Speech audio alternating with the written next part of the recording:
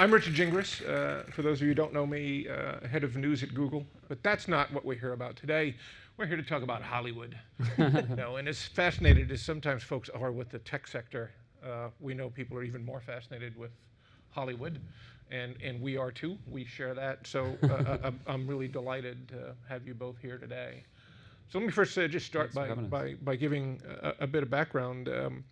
First of all, Michael Stuhlbarg. You're one of those phenomenally talented actors who I sort of feel that many of us may not know, but we do know. In the sense that you so immerse yourself in your roles that you lose your own personal identity, which is, I think, a truly remarkable thing. But for those who aren't as familiar, I'll just mention a few of the highlights. That quietly vicious mob boss, Arnold Rothstein in Boardwalk Empire, the hauntingly troubled Larry Gopnik in the Coen Brothers movie, A Serious Man. And then more recently, someone I know, you portrayed the Mac programming genius Andy Hertzfeld in Steve Jobs. Sure, look forward to getting some perspective on that. And of course, in Trumbo, that deeply conflicted and key role of the actor Edward G. Robinson. So thank you for being with us here today. Thank you. Glad you can join us. Then we get to Jay Roach. Jay Roach is, by many accounts, the nicest man in Hollywood. And interestingly, you have not let that hold you back. It's not stopped you. It can be a kind of left-handed compliment. You don't necessarily get a lot of respect instantly when that's the first thing people say about you. But I'll take it. I like people, and I'm glad that comes across. Well, and it does come across. And no, it's not stopped you from becoming extraordinarily successful as a director with many films across many genres. You had, of course, the tremendous commercial success with the Austin Powers movies, with Meet the Parents, Meet the Fockers. You also, which many folks might know, produced the two of those outrageous Sacha Baron Cohen films, Borat and Bruno. Very interesting shift there. And in the last several years, you've directed a number of more political films with Recount about the Bush Gore presidential election, Game Change about John McCain and the infamous Sarah Palin. And you're just finishing shooting, as I recall, Lyndon Baines Johnson, the stage play LBJ. All the way, yes. All the way into a film. And of course, what we're here to talk about today with Trumbo. And by the way, if this guy doesn't need an additional coolness factor, he's been married to over 20 years to a Bengal, Susanna Hoffs. I mean, That probably gets me more tables at restaurants than anything else. It's my wife's. Exactly. So, but today we're going to talk about Trumbo, your film about Dalton Trumbo, the legendary screenwriter who, in the face of the communist witch hunts of the 40s and 50s, became a true American hero in his efforts to defend the First Amendment and free expression. So obviously we'll talk a lot about that. One bit of disclosure before we begin from my end is that I should come clean on is 35 years ago I was hugely fortunate enough to convince an amazing woman by the name of Mitzi Trumbo to marry me. And her dad, of course, is Dalton Trumbo. And over the years I got thoroughly immersed in the close-knit family's challenge with the blacklist years, and a challenge it was. I mean, Mitz at the age of 8 was kicked out of these junior Girl Scouts called the Bluebirds because her dad was a commie. I mean, it was real stuff and challenging stuff and hurtful stuff. And over the last 2 years, I've had the great pleasure to get to know you and many members of the cast in the making of this film. So, but let's get to the meat of this. Why don't you introduce the story of Trumbo, and as you're doing so, give us a sense of why you felt it was important to make the movie. Yeah, sure. The kind of one paragraph hook that got me was Dalton Trumbo was one of the most successful mainstream screenwriters in Hollywood in 1947, and was suddenly deemed a threat, an enemy of the state, called, subpoenaed to testify, decides he won't testify and won't answer the questions about what political affiliations do you have, who are your friends that might have some kind of ties to leftist organizations.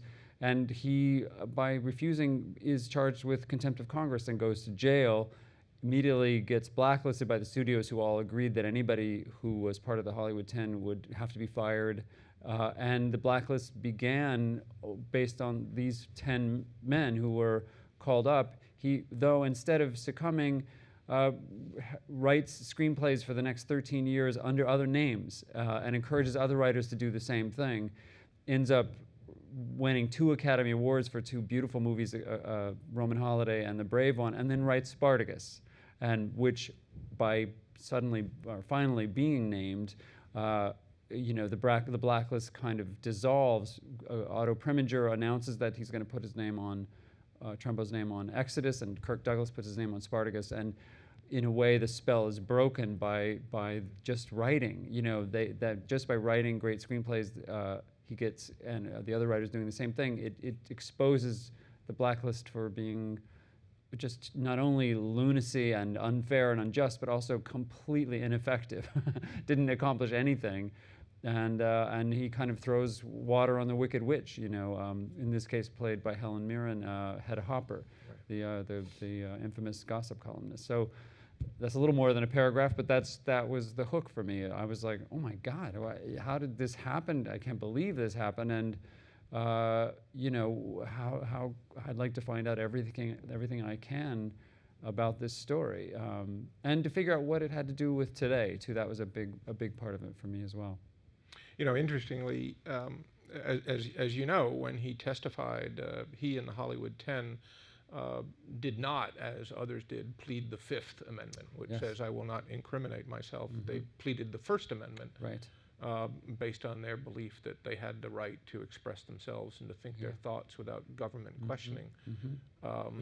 As you know, yes, held in contempt, found guilty, and the Supreme Court upheld that conviction. Yeah. Well, basically by choosing, because there was a liberal majority at the time they started this process, and they thought the First Amendment would get them through it, and even if it didn't, that eventually the Supreme Court would throw it all out as being ridiculous. But then 2 liberal justices died within a month, and so the Supreme Court, by refusing to hear the appellate decision, essentially validated it, and the conviction stood. Yeah, it was it's an amazing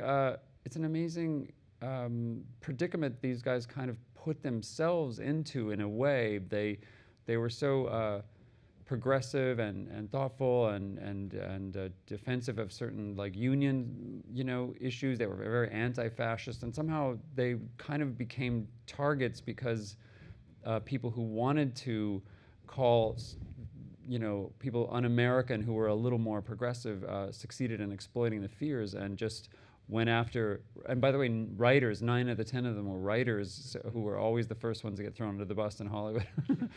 It was an interesting that decision. We portray that decision to choose the First Amendment over the Fifth, and just to actually, they decided very carefully to answer all the questions, but in their own way, which meant a kind of interesting, circuitous way back to always, you really don't have any right to be asking this. I'll answer in my own way, but I'm just going to keep reminding you have no right to ask me about my union affiliation, my political affiliation, or who my friends are who might have similar affiliations. Exactly.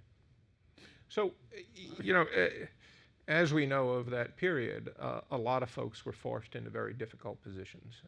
So, Michael, let's look at your role in Trumbo. You play the acting legend Edward G. Robinson, the gangster of all gangsters, as it were. And Robinson, while deeply opposed to the committee's efforts, and certainly had his political leanings were far more left than not. In the end, he eventually names names. It's a complex role. It's the role, in a sense, it's the position that none of us wants to ever be in, of having to make those kinds of decisions. In fact, as Trumbo once said, after the blacklist period, there were no heroes. There were only victims, because everyone was ultimately forced to do things they would not have otherwise done. So, from your perspective, and sort of what made you take this role, and how did you approach it at that level of complexity?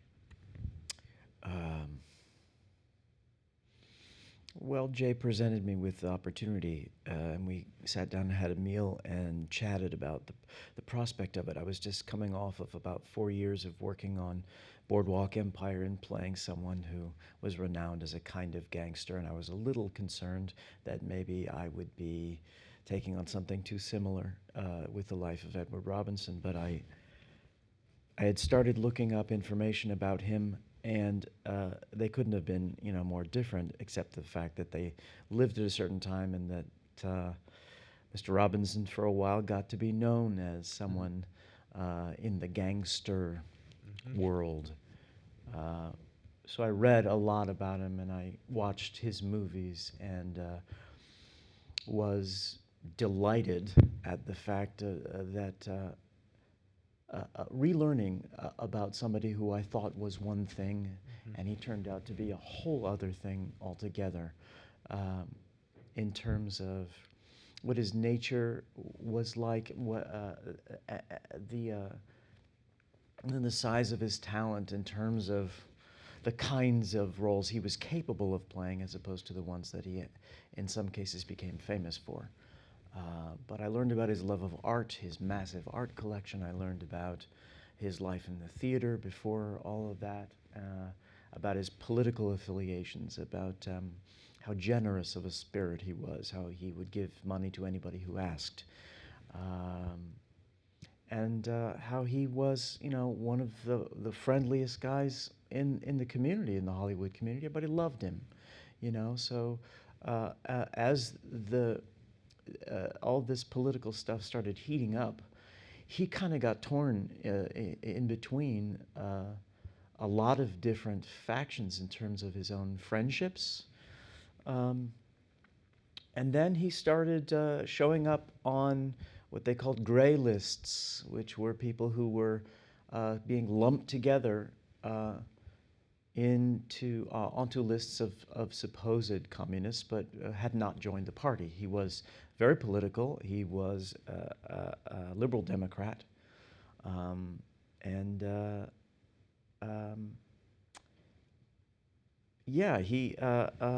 he found himself in a position that became quite difficult, and went out of his way to get in front of the HUAC committee to explain his affiliations, to explain where he gave money, why he gave money.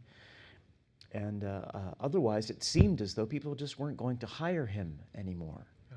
Yeah. So in the end, he had to get up there and say some things that he did not want to say. And he had said himself that had it been a different day, or had he not been under the stresses that he was under, he may not have done what he did.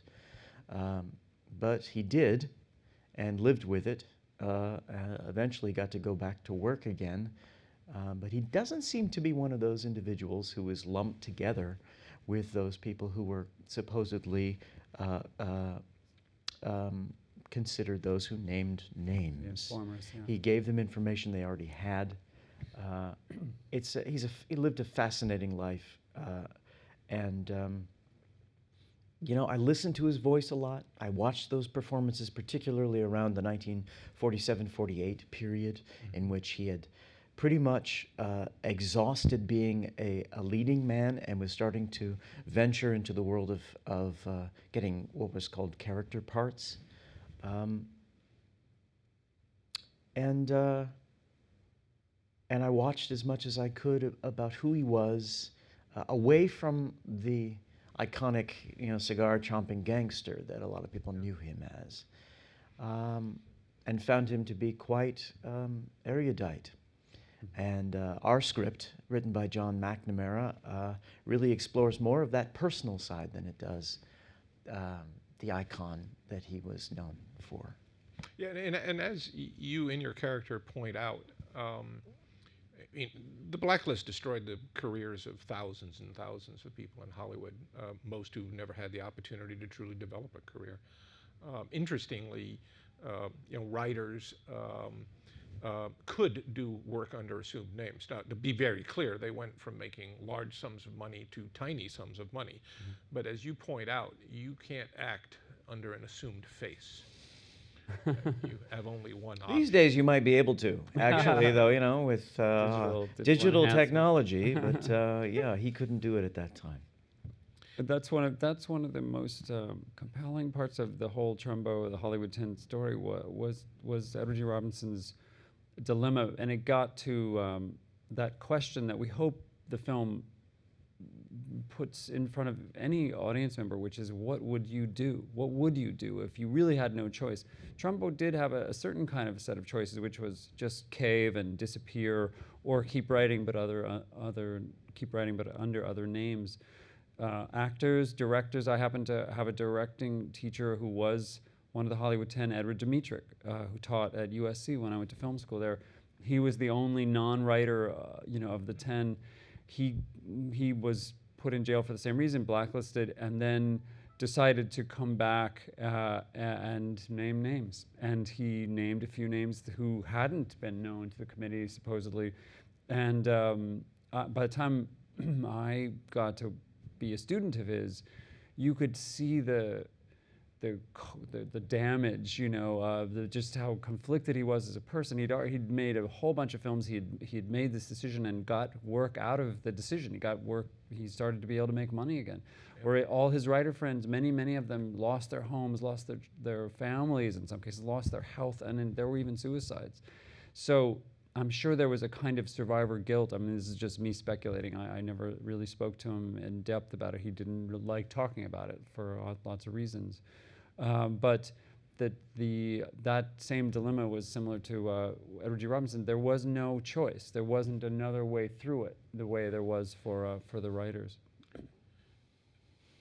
In your view, obviously, one of the reasons you do a film like this is to convey that story and convey the lessons within it. Mm-hmm.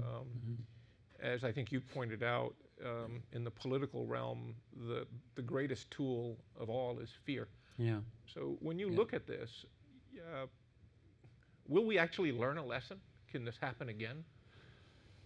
It's a really hard question to answer without speculating, but you do see a pattern in political propaganda to, if you want people to conform or do what you want them to do as opposed to what they want to do, the way to intimidate them and in some cases bully them is to hurl labels at them that conjure up fears of real threats.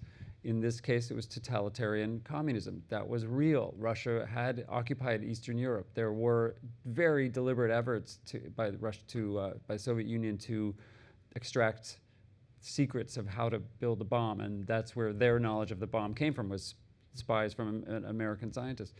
So that was all real, but by calling someone a communist, or in this case, Trumbo was a communist, by calling him a traitor and accusing him of being a puppet of Russia, then you could neutralize him. And nowadays it would be calling someone, friendly to terrorism or somehow un-American, in a world post 9/11. So it is, I do feel like that fear is the most useful propagandist tool and the most useful political, manipulation tool.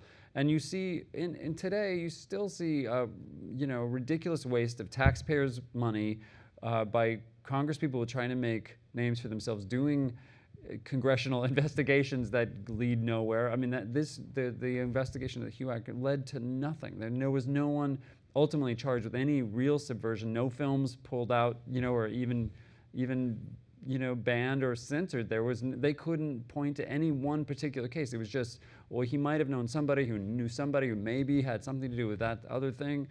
It was all hearsay, and that stuff is easy to manipulate, and it does happen today. It happens in every era, I think. So I hope the film just raises people's skepticism, keeps the conversation going about where are we being manipulated based on fear, as opposed to being asked to consider anything that's a genuine threat around us. And in doing that, often the misuse of labels, the equation of communism with totalitarianism, the equation of being Muslim with being a terrorist. Yeah. It's so easy to twist these and use these for. And they're really bad ideas. That the idea that all Muslims are terrorists is a great example of it. That's a kind of bizarre, mutated equivalence that costs people, in some cases, their lives. It can fan a sort of hate-based approach to life, and so it's such a cynical choice to use fear that way, just to try to get people to conform or be more like you want the world to be. Yeah. Well, let's shift a touch lighter. Yeah, sorry, we got so heavy so early. You assembled a marvelous cast with Trumbo, in addition to Michael, Helen Mirren, Louis C.K., John Goodman, Elle Fanning. But also, you landed Walter White, another well-known gangster. Yeah. The beloved Bryan Cranston, and interestingly, you're working with him again on LBJ. So what's the deal with that? I mean, is it about the drugs? Is this about crystal blue persuasion? Yeah. I mean, what's the attraction? Just he got me hooked, and then I have to pay for my habit. I have to keep casting him for something. No, he's amazing. That's what it is. It just and he has not just the passion and depth of someone like Trumbo, but he has the wit, and that's it does give me a chance to transition to something else that goes on in our film. There is humor, and we have Louis C.K. in the film, and we have John Goodman in one of my favorite scenes in the whole film, attacking a union leader who's trying to pressure him into caving to the House Un-American Activities Committee's desire to not employ blacklisted people. And it's because so many of these guys coped with this predicament by being hilarious. Trumbo was famously funny in letters, many letters he wrote from jail to his family, to his, to Mitzi, saying, "Eat your supper and go to bed," like as if he was still there in the room, and to enemies. He called one enemy, one producer who had betrayed him, who was trying to have it both ways, a political hermaphrodite. I was like, oh, I wish I could, land an insult like that to someone. And they were all funny. His own funeral turned into a roast because his buddies just couldn't help themselves but give him a hard time, even in the grave. And that's the kind of guys they were. So it licensed us to be more authentic. We needed comedy, actually, and even in the midst of all of this kind of psychological terror, if you will, there had to be humor, and so we cast people with a whole range of skills. There's some. Edward G. Robinson has a couple of really great lines when he talks about the MPA and says they're all fascists. They just don't have. They're all Nazis. They just don't have the uniforms. I mean, everyone who's in the middle of horrible sort of crisis and battle can also be funny to cope with it. Let me pursue that notion just a little bit further, because you have done. Serious films, films with serious subject matter, and obviously many films like that. I'm a big fan of Paul Thomas Anderson films, but they're dense and often not accessible. But which makes me wonder, as you approach serious subjects, do you explicitly go after the use of comedy as a means of making the subject more approachable? Well, I don't. I mostly, again, I just try to have it honor the story and honor the characters. I mean, and by the way, I can think of an exception to what you were just saying, using an actress who I worked with, Julianne Moore in Boogie Nights. Boogie Nights is so dark, so twisted, and has some really funny performances by Bill Macy, by Julianne Moore. And casting someone like Julianne to play Sarah Palin is a great example because she gets where the ironies are. She gets the absurdities, and she's playing them with a complete, total commitment to capturing the essence of that person. But there is wit there, you know, and that's why I cast people like Michael Stuhlbarg and John Goodman and Bryan too. But we have Louis C.K. playing, you know, a hardline communist. And the reason is because we needed someone to the left of Trumbo who was, you know, had joined the Communist Party during the war when we were aligned with a communist superpower. But we needed someone who was actually a good party member, which was Louis C.K.'s character, whereas Trumbo was not that great of a party member. He wasn't that conformist even to the Communist Party. So now you have someone like Louis C.K. busting him for being a hypocrite and for being so full of himself and for, as he says, talking like every single thing he's going to say is going to be chiseled into a rock. You know, that's why the actual men themselves made an obligation to cast funny people because they were funny, just to be authentic. Yeah. Let me shift a bit. Over the years, my wife and I often joke when we see a film that starts off with based on a true story, which is not the case with Trumbo, not that it isn't. We always head to Wikipedia and our MO is to find out that more often than not, the key word is based, not true. Yeah. And of course, there's been a lot of discussion about that recently, most specifically with the film Steve Jobs. Sure. You know, Aaron Sorkin's and the criticism of Aaron Sorkin with regard to his take on license. Jobs and his license Yeah. with that real life character into a character that a lot of people say did not really exist. So, Michael, first, again, you played a real life character with Edward G. Robinson. You didn't have the benefit of spending any time with Edward G. Robinson since he is long past deceased. But you also played a real life character with Andy Hertzfeld in Steve Jobs. So, you know, from your perspective as an actor, how do you approach these roles that are obviously not based on fictional characters? I mean, what's your approach to the verisimilitude? I mean, is it impressionistic? Is it realistic? What do you strive for? Truth, however I can get to it, I suppose. Yeah, I mean, my experience on Steve Jobs was unique in that it was the very first time I got to meet the person that I was going to be playing. At a different time in his life, albeit, or 3 different times in his life. But it was a wonderful opportunity for me to observe him, to ask him questions, to absorb as much of his energy as I could. And he was free with his time and was very honest with all of his experiences regarding Mr. Jobs. And he couldn't have been kinder to me and more generous. So that was a very positive experience. And really, it's my job to be, you know, to not judge anything, just to absorb it and try to reflect that back, I guess, and taking into account as well the text that I'm given to tell that story. With Mr. Sorkin's dialogue, you know, there's no improvisation in terms of, you know, my participating in what that story might be. It's there for me, and it's my job to give it truth, give it life, interpret it. In this case, it was a much more sort of collaborative process because I became, and often it's the case with telling the story of somebody who actually lived, I find that I have to become the authority on that character because then nobody else has time, you know, to say, well, actually, you know, he did this or he did that. I have to know as much as I can.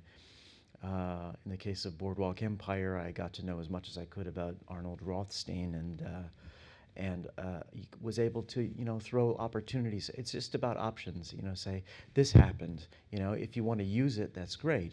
In this case, it's not a story necessarily about Edward G. Robinson. Our focus is Dalton Trumbo. So I offer as much as I can. If it's helpful, great. If it's not, let it go.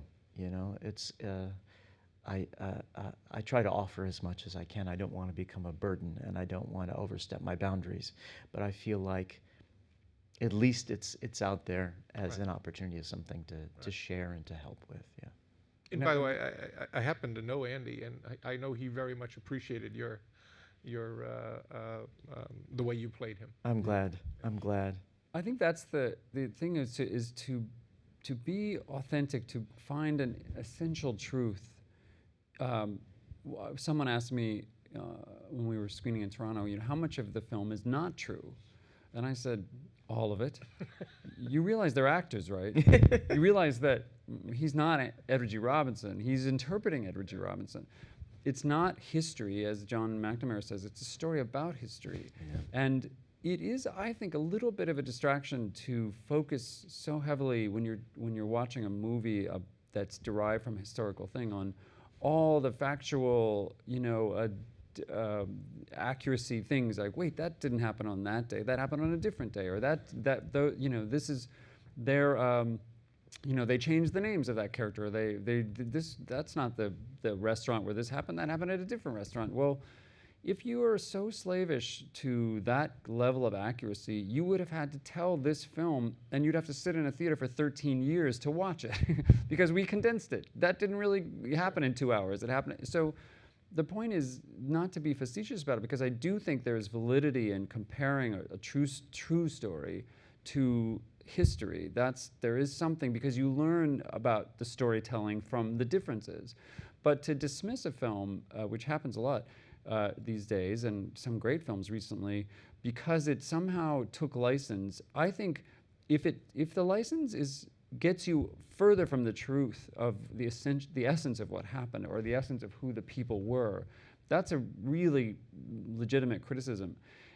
But if the film, as we tried to do, is trying so hard to get it right in terms of what it was about, what every character cared about, who they were as people, what their dilemmas were, and then I think it would be a shame to say no film is valid if it's not perfectly adherent to the facts. Otherwise, you have to throw out Shakespeare. You have to throw out. There's never been a film, never in the history of filmmaking, and I would argue never in the history of playwriting either, that has been so faithful to the facts that it couldn't be, that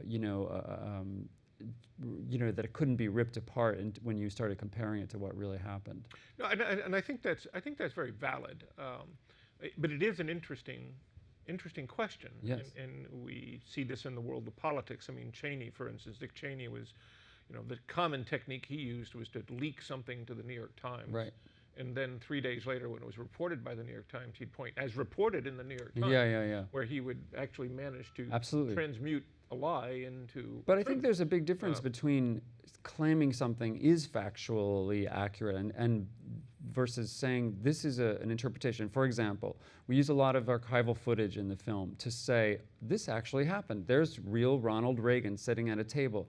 There's the real room where this took place. The walls of our set we shot on green screen in the HUAC hearings, and went to DC and shot stills of the actual walls of the actual room. All right, so we went to that level of accuracy, and then I do this trick. I dolly in on Bryan Cranston as Trumbo, intercut with real footage of the real hearings. Now our footage is made to look black and white, to match, as if in some weird reality, Bryan Cranston's Trumbo is there at the hearings in 1947 that you've just seen actual footage from.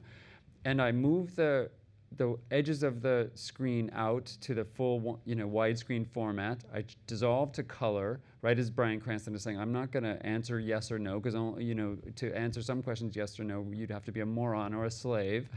And we push in and put the sound into the wide speakers, the surround sound. And I'm saying, this is now officially not history. This is a construct. This is an interpretation. It's an actor who I've craftily tried to blend in and take you there, but remind you, be skeptical and be a participant and ask what's real, what's not. That's part of the deal here. You're being asked to take this as an interpretation and go with it, but I'm reminding you that I'm going to mess with you. And I think that's different from saying, no, what I'm saying is the facts, and you should base every decision in our political system or whether we go to war on this claim that I'm. Does that make sense? No, absolutely. And I mean, look, you start from the basis that what is truth? I mean, so much is perception and not. Yeah. I mean, there are very few things that we can easily label as binary, true or not. But then you ask, Mitzi and Nikki, what's true about this? And there were lots of debates about some license we took, and they were very valid. And in some cases, they got us so much closer to the truth because they gave the details of what really felt like to be in that family.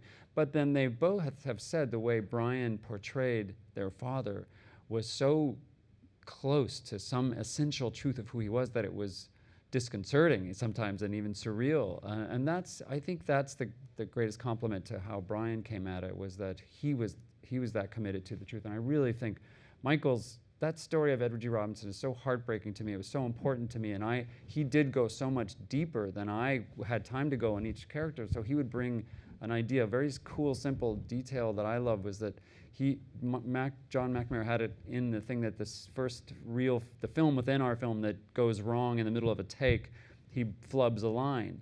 And he knew from reading about Edward G. Robinson, Robinson would never blow a line, but he was terrible with props. So we put in there that he has a prop gun that he's supposed to be super threatening with, but in a weird gesture, he mishandles the prop. It flies open, the bullets fly out of the gun and land all over the stage. And it was so cool to know that was an essentially true part of who Robinson was, whereas what we were going to have him do wasn't. Yeah. So we went for the authentic thing as close as we could, and it just enriched the story. And that's what happens when you're working with such a great actor who's so committed to the nuances and the details that give something a life to it. That was amazing. Well, yeah, by the way, interestingly, my wife now with Bryan refers to him as Dad, which is a little disconcerting given that he's younger than both of us. Paging Dr. Freud. Exactly. The right answer to that. So, Michael, let's switch that around again, because you've worked with many fine directors, and I imagine all of them have very, very different approaches to how they work with actors. Do you select directors as carefully as you select a role? I wish. And what do you want in a director? What do I want in a director? It's an interesting question. I want to hear the answer to that. No, I mean, honestly, it changes from job to job, because sometimes you can just know it in the deepest part of who you are as to what a moment should be about or what a character is like, and other times you might have no idea. So in some cases, I want to be a collaborator and absolutely share every thought and idea with the director and just say, what should we do together? What can we do? Help me be on the outside. Help guide me through what I'm doing, because I can't look at myself while I'm doing this, or I don't want to look at it while I'm doing it. Mm-hmm. And in some cases, I know a lot of actors don't want any direction at all. They just want to get up there, do their thing, and you can cut it how you're going to cut it. It's often described as a director's medium, and I agree with that to a great extent. However, depending upon the length of a shot, if you shoot something for a very long time, it depends upon what it is you're shooting. So it's I like to think of the collaboration with a director as a collaboration, as opposed to there being any sense of hierarchy. And like I sort of inferred, it would be great if I could choose which directors I wanted to work with. In my case, it's been just dumb luck, honestly, to get to work with the folks I've gotten to work with. And really just trying to make the best of my situation. Great. Well, we're at Google, and we can't have a conversation at Google without having some question related to technology. Mm-hmm. And obviously we're a company born of the internet, and the internet has had a massive impact on how all forms of media are being distributed and accessed. We talked once about this, and you mentioned, for instance, how dramatically different the financial structures and frankly compensation was based on, say, a studio financed and distributed film versus an independent film. Right. And we're now potentially moving into an era where there could be such a thing as a self-distributed film. Yeah. What are your thoughts on that? I mean, I know you're a very tech-savvy person, but how do you look at that? I think, well, I think most artists would answer and say the more you could connect directly to the audience. I was very envious of listening to Louis C.K. last night talk about the way he, comedians work their business when they're working at the scale he's working at, where they go and rent a place. You think of, I played Carnegie Hall, so someone at Carnegie Hall invited him in to come in or Madison Square Gardens, but he, like all comedians, and I think most musical acts too, go and rent the space and then pay the overhead and pay. But the world of how it's done and all the business is theirs. They own it. Yeah. And film has always been owned by the studios, every aspect of it, including the copyright, which is always astonishing to me that, unlike in theater, where the writers get to keep their copyright and license it, the studios have set it up early on that because they were the capital and you needed the big buildings and the big machines to do it, they owned everything. And that worked out great, and I think the studio system, has made so many great films. I worked almost all in the studio process. I think in the comedy world, in particular, they're very good at it. But I'm so glad to see other models kicking in. I've had a great time working at HBO. I think their model is really interesting, where they're just, not weekend box office oriented or not, ratings oriented. But the new thing that Netflix and Amazon and Google and Apple to some extent too, where it's a whole different, more direct shot to the consumer, is promising. And as the technology simplifies, as you can actually shoot a feature film on an iPhone now, and cut it on an iPhone if you want. You can cut, but it's easier to use a laptop. You may or may not still need to go through such a gigantic bureaucratic, sometimes artistically controlling organization to speak to tell the story you want to tell. That's thrilling. That is thrilling, because it will become more like, I'm just going to sit down and write a novel today or a short story. You can my kids my one son is making short movies, and he can post them on YouTube, and they're there, and if you work it out through whatever, you can get a little piece of the financial action, just yourself, just you uploading it to a thing. So I think that's thrilling, and I see it as the future. It really is. It's happening, but I mean, it's going to really start happening now in the very short-term future, I suspect. What do you think? I think without question. I mean, we have seen, as we've seen the internet evolve, I mean, the one thing that is clear is we're seeing vastly more expression from vastly more voices than we've ever seen in the history of civilization. Full stop, right it's there. new, and news was the first to go, right? I mean, you Precisely. could suddenly be your own news outfit. Precisely. Yeah. And that's as I often, say, it's the back to the First Amendment again. It's, it's easy to look at the internet, in the United States and think of it as the First Amendment come to life. Yeah. Right? In that ability to have that access to distribution. Yeah. Now, the First Amendment guarantees you the right to express yourself. It doesn't guarantee an audience is going to listen to you. Or quality. Or quality, and that is certainly true in spades with the internet. I don't suggest that the internet is the solution to all things. As I often point out, it has value, but it doesn't have values. It's all what we make of it. And someday, some other longer conversation about how news has evolved and how, under the fairness doctrine, when there were 3 networks, somehow news was but it was controlled, and we didn't know how much filtered it was. But it, was it better back then with Walter Cronkite and Huntley Brinkley, or did it, has it evolved to a?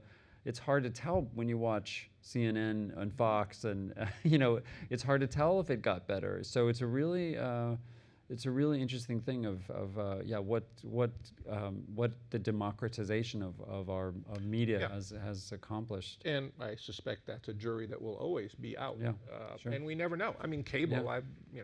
I was there at the beginnings of that, and cable television has actually proven to be a rather remarkable disappointment for the purposes of journalism. It's turned into nothing more than a continuous, sequence of confrontational chat shows. Yeah. Hopefully we'll see that, and I think we are seeing. It will that evolve, difference hopefully. Yeah, with but the it was so internet. promising for a while. Yeah, with the internet, I agree. And it is. I mean, we're seeing Yeah. great investigative journalism done by small outfits that are Yep. winning Pulitzer Prizes. On the other hand, I would suggest that the birther movement would have not taken hold were it not for the fact that you could find hundreds of sites that will back Yeah. up people's fears and disbeliefs. Right. So, as you point out, free expression doesn't guarantee quality.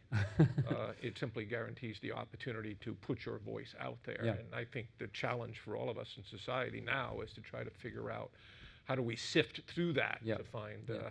to separate wit from Yeah, wisdom. which I think is cool about some of the stuff you guys are up to. That is the pickle, and I do think it's a healthy thing, but it's going to be very chaotic for a while, still longer, before it becomes as it lives up to the promise. Yeah. Well, I just want to thank you hugely for coming and spending the time here, and for Googlers here, for Googlers everywhere watching the live stream, and we'll have that video available on YouTube for others to look at as well. Oh, So great. again, Thanks, thank you Richard. very Thanks much for your having time us. and, Thank and, you. and for your Thank you. superb work. Thank you. Thank you.